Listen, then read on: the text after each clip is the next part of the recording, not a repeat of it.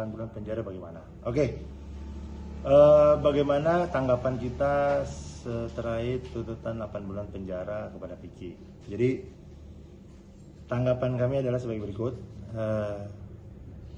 Sejak awal kami yakin bahwa jaksa dalam hal ini penuntut umum ada kegamangan dalam melihat fakta persidangan dan ketidakpercayaan diri daripada jaksa menghadapkan kepada kami seluruh saksi-saksi.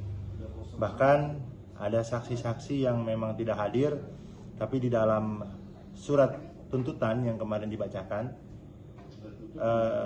dihadirkan seolah-olah hadir sebagai fakta persidangan. Salah satunya suster yang tidak pernah hadir ternyata ditulis oleh jaksa sebagai hadir. Nah, ini menurut kami juga jauh daripada fakta daripada yang kabur, kan kira-kira demikian. Nah, tuntutan 8 bulan penjara ini menunjukkan bahwa jaksa penuntut umum dalam hal ini tidak memiliki kepercayaan diri yang cukup ya untuk membuktikan dakwaan awal yang sudah disampaikan terkait undang-undang IT, kemudian perbuatan tidak menyenangkan dan bicara tentang fitnah. Nah, ini yang kemudian menurut kami bahwa jaksa tidak konsisten antara dakwaan kemudian dengan tuntutan jauh berbeda.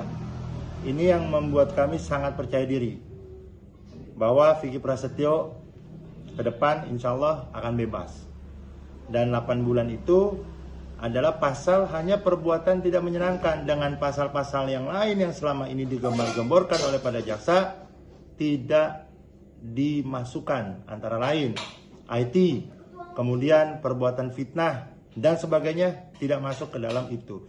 Padahal alat bukti yang disampaikan oleh jaksa sendiri adalah berupa rekaman, bukan berkaitan dengan perbuatan tidak menyenangkan yang dituntut gitu loh, yakni rekaman program TV dan sebagainya. Ini yang menurut kami kami sih sangat berterima kasih kepada jaksa sudah menuntut 8 bulan. Ini menunjukkan bahwa tim jaksa dan penuntut di sana tidak pede, kira-kira demikian.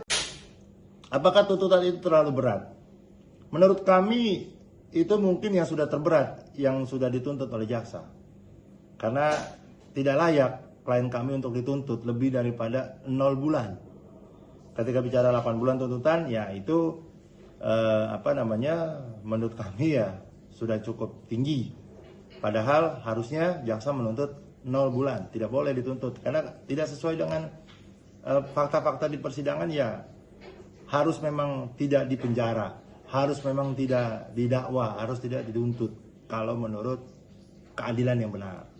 Nah, ini juga pada akhirnya tuntutan 8 bulan ini menunjukkan bahwa tidak layak klien kami pada saat tahap 2 itu di penjara.